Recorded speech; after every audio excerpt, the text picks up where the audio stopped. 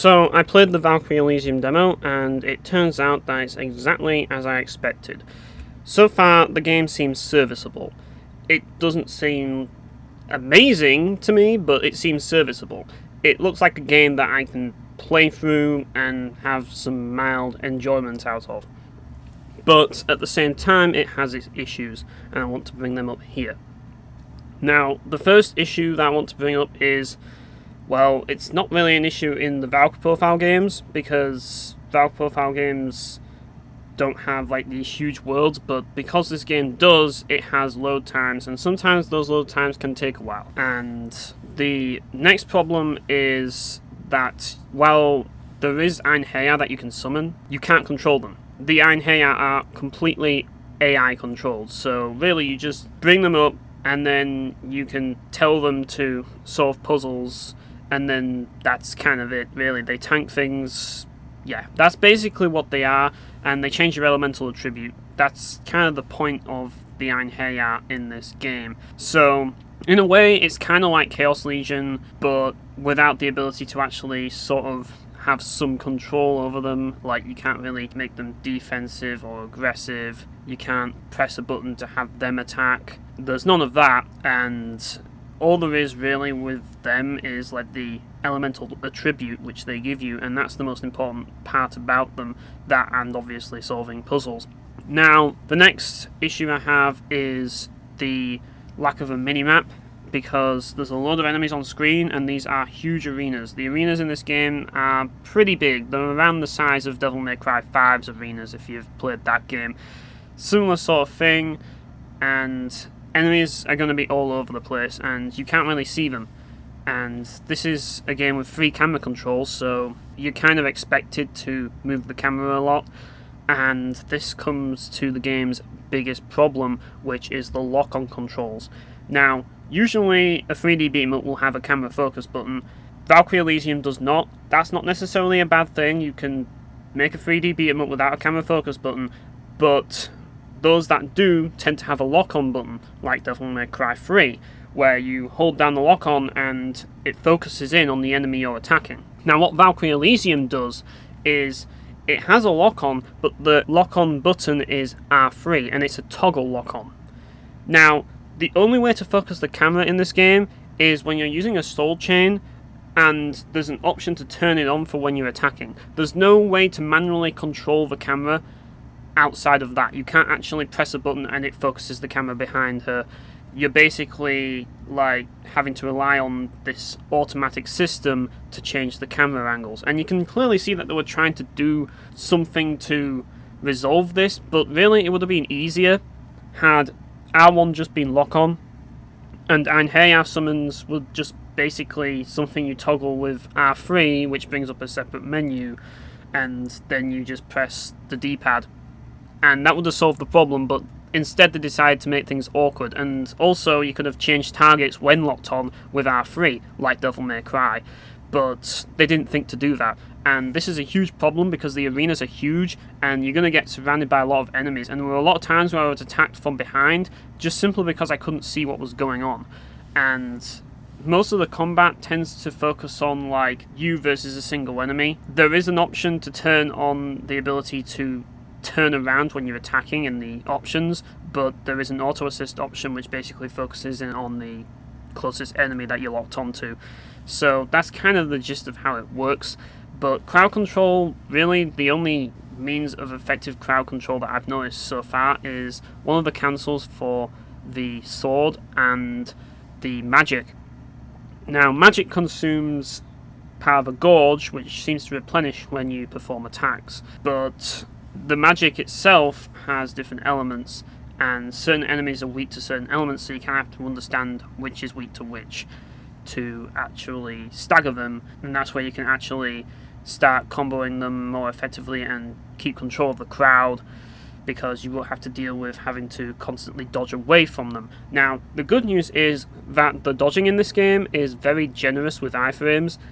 There were many times where I dodged into an attack, but it automatically guarded it because I was dodging into an attack, and I really liked that because it rewarded me for my reflexes instead of punishing me for like dodging into an attack like a lot of games do.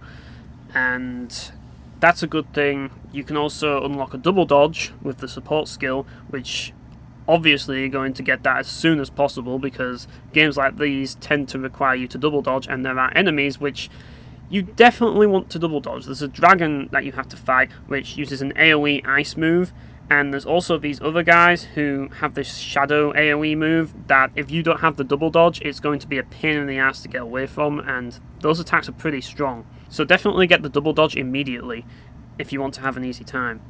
Now, the music in the game seems pretty good. I mean, I'd expect nothing less from the Toy Sakuraba at this point.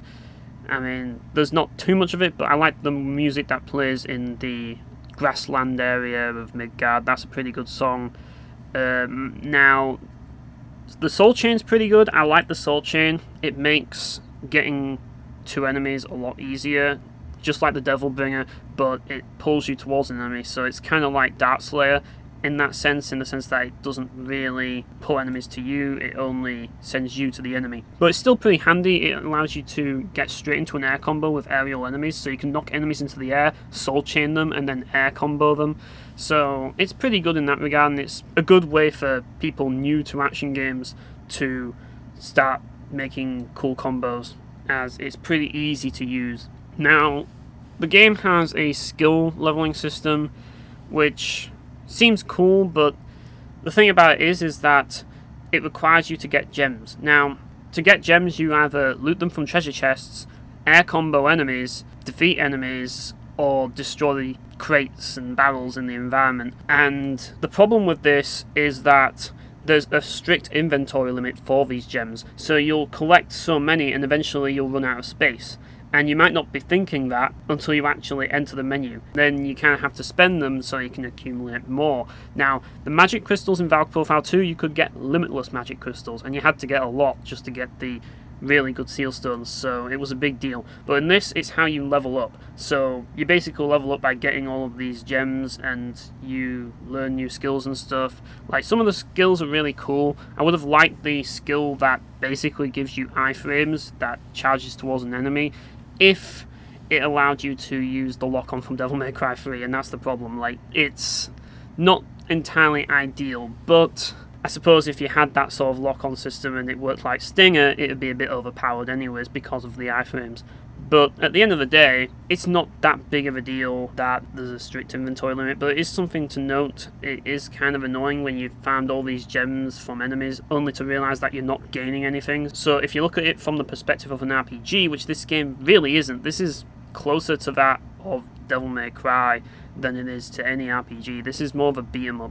I mean, sure, you can argue that every game's an RPG nowadays, but this game really isn't an RPG as far as I'm concerned. It's a beat-em up.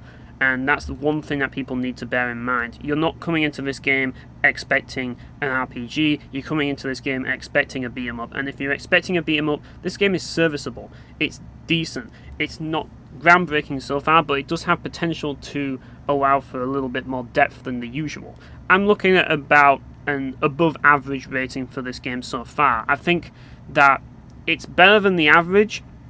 It's better than games like Nier Automata, as Nier Automata doesn't even have cancel combos like this game, and a lot of 3D beat-em-ups nowadays don't tend to have a lot of interesting ideas like this game does, at least in my opinion. I mean, I find that this game has some cooler ideas, but I want to see how well they're implemented, and right now there's not really enough to go off of, because it doesn't seem like we've seen the entire combat system so far. Like, we haven't seen like the finishing move that she has, like where she uses Nibelung Balesti and all that. We still haven't seen all that, so we don't know how good it's going to be, but I would say that so far it's better than average, but it's not amazing. Now, I will comment on the visuals, saying that character models, they're okay. I find them to be fine. I don't hate them, but I don't think that the art design is as good as Valkyrie Profile.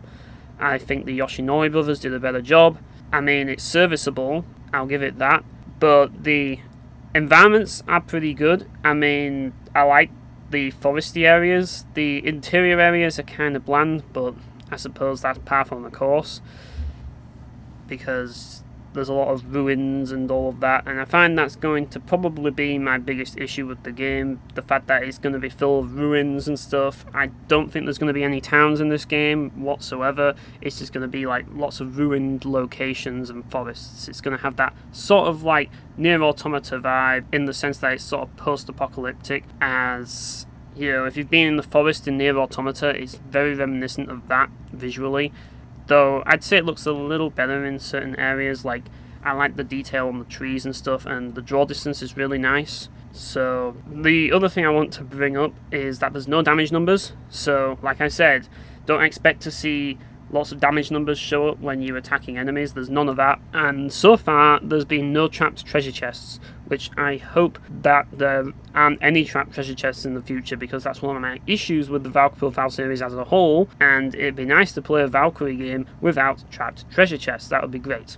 So if this is that one game, then that will be a good thing. There's large enemies where, you know, like the giant enemy crab enemy in Genji 2, where you attack the weak point for massive damage, and if you hit their weak point and destroy it, then you essentially stagger them. So that's pretty cool. There are multiple weapons, but you can't change your weapon mid-combo, which is kind of a shame, but at least the multiple weapons are there, so you can switch between them. And at least, unlike Nier Automata, the whole combo mechanic doesn't rely on the switching of weapons, so you can use cancel combos like in Dynasty Warriors, but you can also switch weapons and try different weapons instead of using one weapon then using the other weapon, which to me was kind of lame, and that was the problem with Nier Automata's combat. So really, if I can say anything about this game, it takes a bit from games like Chaos Legion, Devil May Cry, Ys, Dynasty Warriors, you know, all of that, and the ideas are kind of implemented a little bit differently. Some of them aren't implemented as well as those games, but overall I'd say that the game is better than Nier Automata. That's what I will say. Like, I think that's the best way to describe it, because I'm getting Nier Automata vibes. It's a game that people will always look at as an RPG, even though it's deep down a beat-em-up. And that's kind of what this game is going to be. It's another beat-em-up that seems serviceable, but I want to play more of it, because when I first played Nier Automata, I felt the same way. It seemed serviceable, it seemed alright, but then I played more of it and I started to see problems. Now, based on what I've played so far, I've somewhat enjoyed what I've played.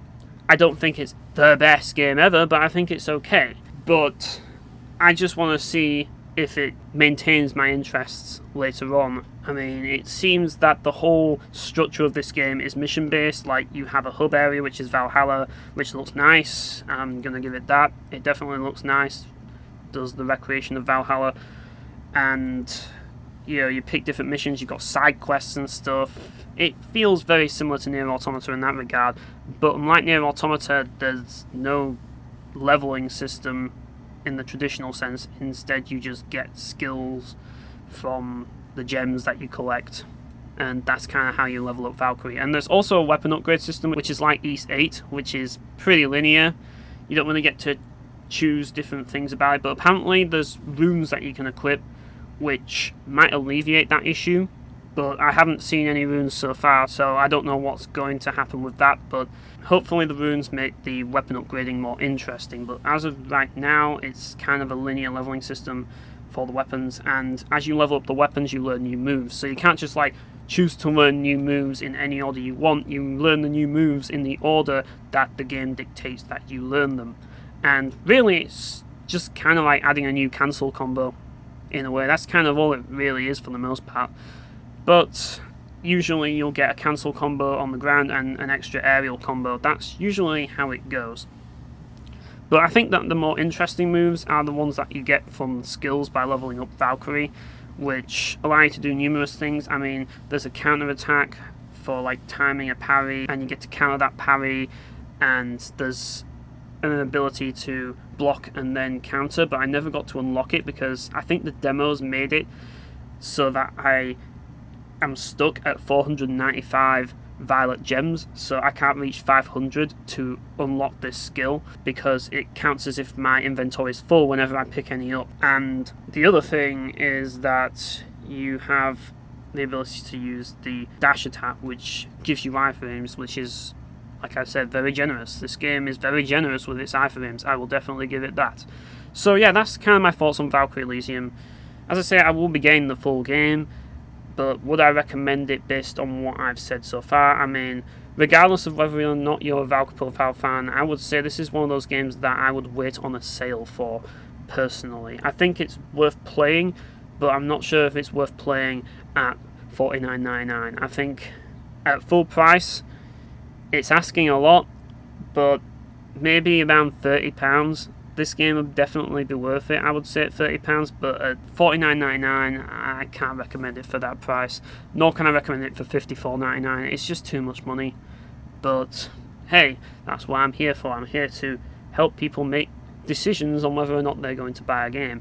I mean, it is a demo. It's out. You can play it right now if you want to. So you can make your decision yourself if you want to buy the game day one, but that's just my advice. I can see it coming that this game's going to be a £30 game, personally, but I might be wrong. As for the story, well, there's not really much to it. It just seems very stale so far. They're kind of trying to go in a similar path to Valve Profile 1, but it's very different. Like, the world's already more or less destroyed and in ruins, whereas in Valve Profile, the world was on the brink of annihilation, and you still had humans around and towns and stuff, and there's none of that in this game. There is a town, but it's in ruins. And yeah, it just feels like a beat 'em up. This is a beat 'em up, people. If you're looking for a 3D beat 'em up, then this is what you're looking for. Though, as I say, there are better 3D beat 'em ups out there, but this one still has potential to be good. And would I recommend it? Like I say, at £30, I would probably recommend it so far.